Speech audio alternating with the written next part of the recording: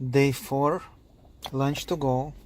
I didn't have breakfast and I only had one cucumber today. So I went and bought more, but I didn't want to wash them. Here's the salt. And I also found this Mexican seasoning. You probably saw it in a powder form. And there you go, it's liquid. Just like hot sauce now. Powder had horrible lid. So I'm not gonna use this lid as intended. I'm gonna just unscrew it and screw it back because I don't trust the lids. It's like lemon chili, pretty tasty. I hope. I remember it was tasty when it was powder. I'm gonna watch my daily dose of Mcdougall on YouTube and eat potatoes. Of future generations, and that's where my focus has been. And I think we've got some very important, I know we have some very important choices to make that will be world changing. My hope is that we can be at the head of the pack when this change takes place so that we can offer a direction. Because change is coming. There's no question about that. The only question is who's going to lead us through this change and to whatever's coming next. And we'd like to have this opportunity.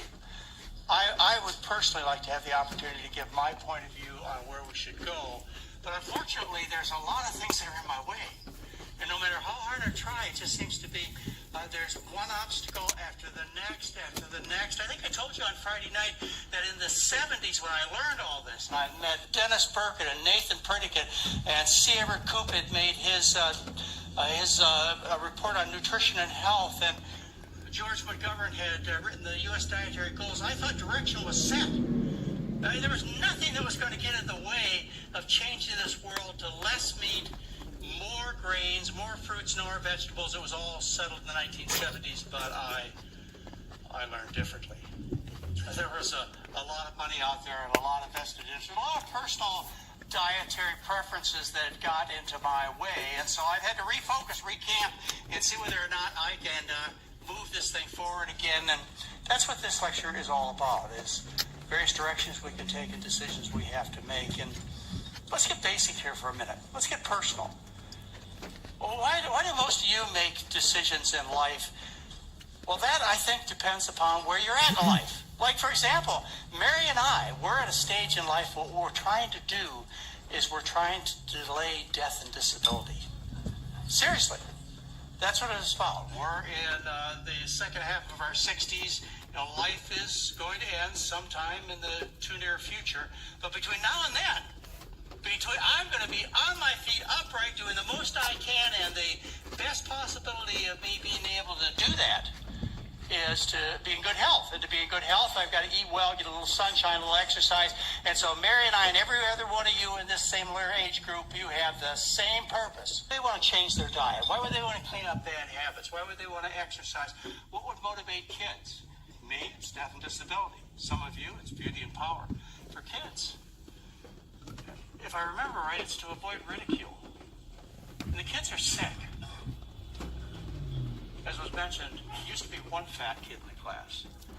Now, 30% of them are overweight at least, and they're sick. They have stomach aches and acne, joint pains. Our children are sick. And I remember how bad it hurts to look different and to be different. This is a tragedy. This is child abuse.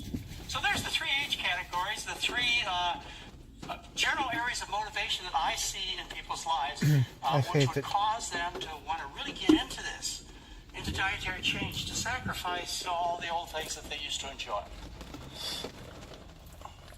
The most important book that has been written in the last few years is this book. I read it cover to cover, and I strongly recommend that you do read this book by Michael Moss.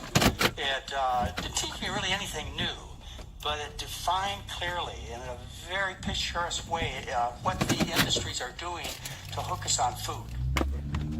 And what they hook us on, as we've talked about this weekend, is food that is hyper-palatable, There were so many times this weekend I wanted to jump up, particularly when Dr. Peak was speaking. I wanted to jump up and I wanted to say, you know, I know exactly what you're talking about. Our grandkids are staying with us now, and a couple of weeks ago, one of their friends brought in some chocolate chip chocolate cookies, and I had one. Well, just a little bit of a one. But I had enough to realize that if I didn't say no, I'd have had the rest of that cookie. And that box of cookies in our home, in a Mcdougall household, it wasn't there any more than 42 minutes. That stuff is hyper palatable. It is impossible to stay away from. And Michael Moss clearly tells us that's what industry has spent billions of dollars and sacrificed everything moral that could possibly be sacrificed, just like the tobacco industry. Again, it's not a conspiracy, folks. This is just business. These people are just trying to sell you their products, that's it. And they want to make them as appealing as possible. The only unfortunate thing about Michael Moss's book is that he never gave us an answer. He never gave us a solution. He just talked about the problems of industry, salt, sugar, and fat. But how to fix it, he didn't offer. The starch solution, I believe, does offer that fix. But there are so many things in our way to prevent us from getting to what to me is so obvious, and that is our ancestral diet, the diet that most people have eaten that have lived on planet Earth, a starch-based diet of rice, corn, potatoes. Why was it so obvious? And the agreement was so solid in the 70s. Have we gotten away from this? And how have we gotten away from this? And what do we have to do to take and get our focus back where it should be to get rid of the dietary distractions that are going on that keep us from accomplishing good health, a reduction in healthcare costs, saving the planet, et cetera, et cetera, et cetera. We've talked about so much this weekend. We have to keep our focus of attention on what is true and what will make a difference. And there are all kinds of people and their ideas that are getting in the way. This is nothing personal, folks. This is about ideas that are keeping us from accomplishing what needs to be done and should have been done 3 decades ago. There are the people who recommend low-carb diets. Low-carb diets, those are like the Atkins people, the carbohydrate addicts people, the zone people, various kinds of diets that are into low carbs. There are gluten-free diets that I want to talk to you about. GMO-free diets, and exercise is getting in the way of us accomplishing what needs to be accomplished. Low-carb diets, they've been around forever. All these low-carb diets. South Beach diet, one of the more recent popular diets, the zone, the sugar busters. These low-carb diets, what they do is they take away the sugar, which is good. Yeah, you know, there's no disagreement. You know, white sugar's not good for you. It's a good idea to get that out of your diet. But what they do is they generally categorize carbohydrates and don't distinguish between potatoes and table sugar. And they just tell you all carbohydrates are bad. You know, sugar's bad, so don't eat rice. That you cannot make that deduction, because sugar is bad, that you shouldn't eat potatoes. But that's what they've done. And they've taken all carbohydrate out of the diet. All rice, corn, potatoes, and the sugars, that's good. And instead fed you animal foods, eggs, bacon, brie, those kinds of foods. Those are low-carb diets. And the way they work is they make you sick. If you don't have enough carbohydrate in your diet, you go into ketosis, you lose your appetite, you feel poorly, and you lose weight. That's how they work. But anything to lose weight, people think, anything to lose weight. The paleo is the new low-carb diet.